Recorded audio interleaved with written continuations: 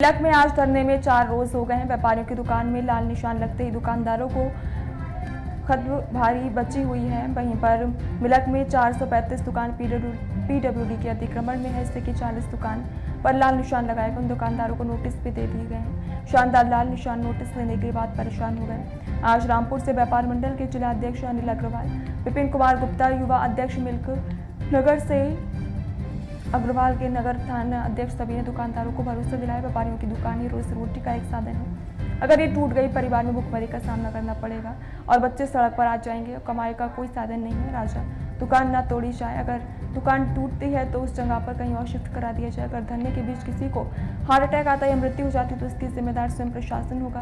व्यापार मंडल के रामपुर जिला अध्यक्ष ने कहा, मिलक में नेशनल हाईवे निकल चुका है, वैसे अतिक्रमण की कोई जरूरत नहीं है। आपको बता दें, इधर रामपुर में स्टेशन से भी लाइन की दुकानदार की दुकानों पर लाल निशान लगाकर नोटिस थमा दिए हैं। अब देखना यह है वही दुकान से ही रोजी रोटी का एक साधन है।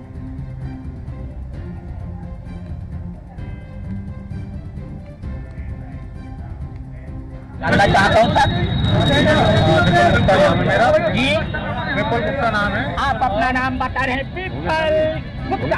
हाँ जी, नाम नंबर आ रहा है, सही है, बताइए। मैं देख रहा नंबर इधर है। ये आज तीसरा दिवस है और व्यापारी लोग परेशान है।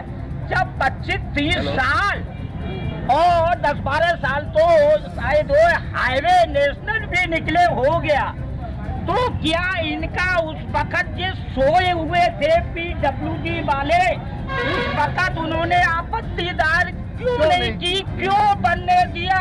क्यों ऐसा मौका दिया? गलत है ना।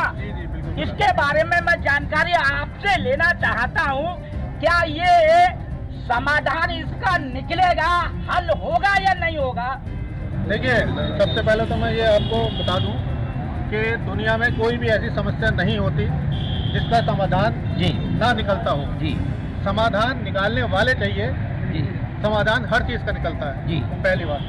दूसरी बात, यहाँ पे जैसे हमारे दुकानदार भाइयों की दुकानें हैं, जी ये आज की और कल की या परसों की नहीं है दुकानें। जी ये 25-30 साल 40 साल पुरानी दुकानें हैं।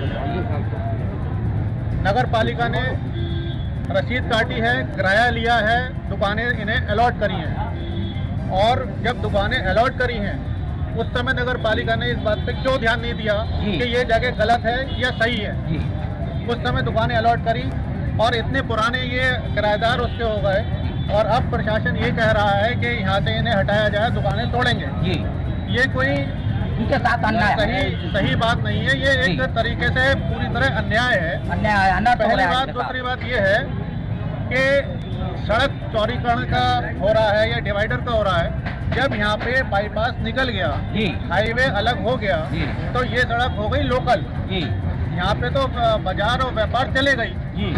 और सबसे बड़ी बात यह है कि यहाँ पे सड़कें पहले से बहुत चौड़ी हैं। आप देख सकते हैं या आप कैमरामैन हमारे दिखा सकते हैं कि सड़कें इतनी चौड़ी हैं कि यहाँ पे कोई आवश्यकता ही नहीं है इस बात की कि दुकानें तोड़ी जाएं। और यदि फिर भी अगर कुछ ऐसा होता है तो जब कल्याण सिंह जी की सरकार थी तो आप ये समझो कि लखनऊ में हजरतगंज, हजरतगंज यहाँ का वीआईपी इलाका है। जी देखा, वहाँ पे भी तोड़ने की बात हुई थी।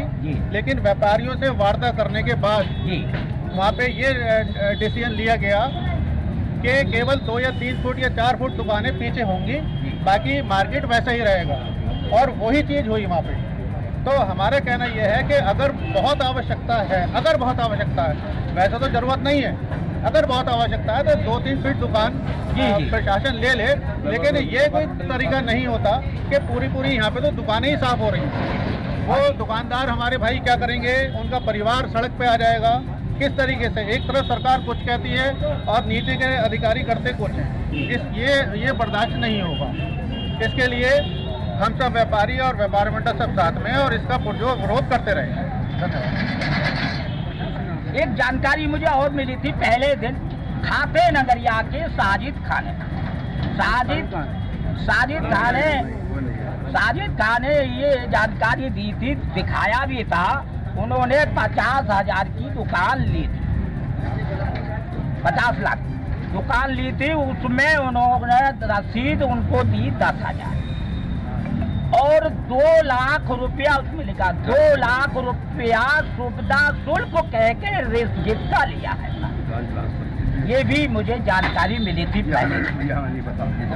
देखिए इसमें मैं आपको बताऊं, लिखी हुई है मेरे पास। ये जो आप बता रहे हो ये एक पर्सनल व्यक्ति की बात है पहले। दूसरी बात ये है कि ये 4 महीने सर लिए हुए हैं, उसको भी नोटिस टूटने का थमा दिया। ये एक जांच का विषय है जो बात आप कह रहे हो, ये पर्सनल विषय जांच का विषय है। इस पर जांच होनी चाहिए कि अगर उन्होंने ज्यादा पैसे लिए हैं तो क्यों लिए हैं, और उन्होंने भी ज्यादा पैसे दिए हैं तो क्यों दिए हैं। दोनों बातें हैं। ये जांच होने के बाद ही कुछ स्पष्ट पता चल पाएगा। उससे पहले कुछ भी कहना या ना कहना बेमानी हो। जानकारी के लिए बार बार धन्यवाद। जय हिंद, जय भारत। मुरारी लाल पांडे की रिपोर्ट। क्या बात है। व्यापारी मंडल जिंदाबाद।